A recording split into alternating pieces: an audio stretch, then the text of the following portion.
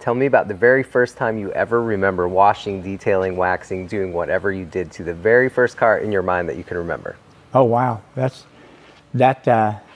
I started working when I was 10, and when I was 10 years old, my parents were in the service station business, and so my dad was always one of those clean fanatics, and so I was washing cars and stuff when I was 10, 11 years old, and then when I turned 16, I was kind of the same way. I tried to be, and so I remember going to school, and I'd wash my car every morning on the way to work or on the way to school. I'd sit there and I'd go to a quarter car wash, blow it off with clear water, then I'd dry it, and then I'd go to school. And at night, I would sit there and I'd hand rub a fender one night, and then the next morning I'd wipe it off, then I'd go to the car wash and hose it off again. And but yeah, I sat there and I could wash and wax my cars almost every day because we had the facilities to do it. And yeah, I remember it well. Yeah. We're kindred souls, because when I got my first car, which was not necessarily going to be as cool as what you got for your first car, a 1980 Pontiac Sunbird, my parents thought that I was going to wash and wax hand wax the paint right off of it. Yep, I understand.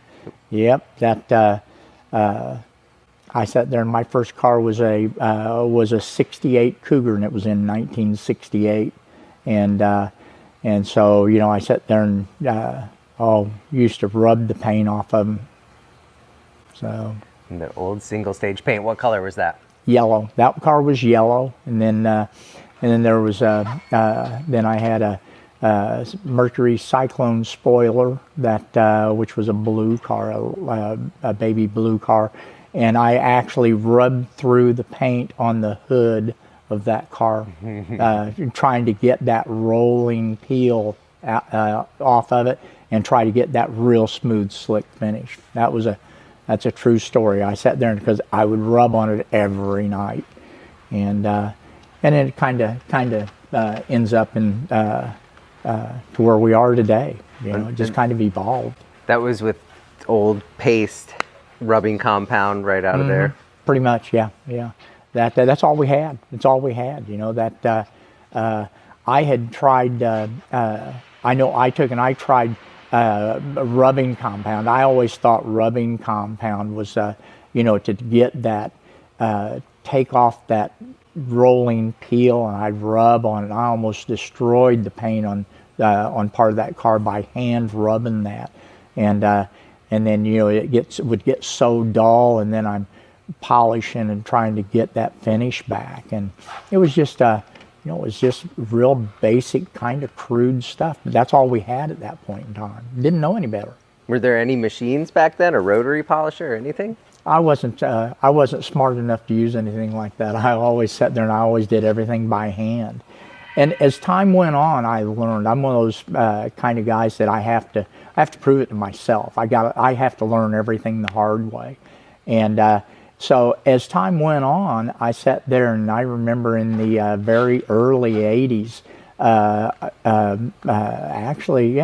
early 80s, about 1981, I remember I had a car that had developed a chip from a door ding, and I remember touching that up with touch-up paint, and then I put clear over it, and then that's when I first found out about wet sanding with like 1200, 1500 grit paper, and rubbing that. And when I got done with it, you couldn't see the chip would ever been there.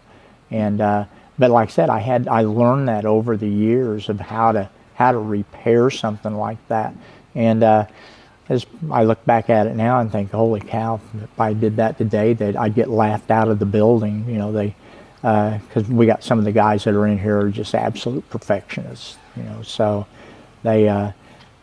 we sit there and we always push each other to take and do a little bit better than what we did the last time, and you learn from everybody. You learn from everybody in the building. So, don't ever think that you're the sharpest knife in the drawer, because you got one of these guys in here will come in and show you up in a heartbeat. So good group of guys.